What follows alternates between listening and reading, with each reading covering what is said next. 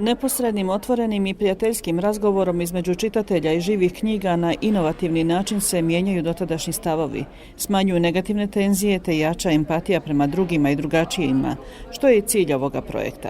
Da djeci našoj približimo, znači da postoje skupine, ciljne skupine ljudi koje žive oko nas, koje su na rubu diskriminacije. Da se razbiju predrasude, stereotipi kod djece, odraslih. Za razliku od običnih, ove knjige ne samo da su informirale svoje čitatelje, nego i odgovarale na pitanja, te ih i same postavljale.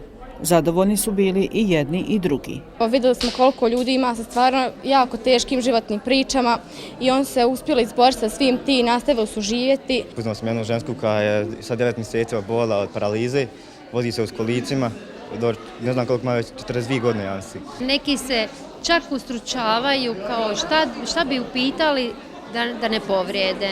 I pokušavaš izvući ono iz njih, onaj mišljenje i ona iskrenost šta misle.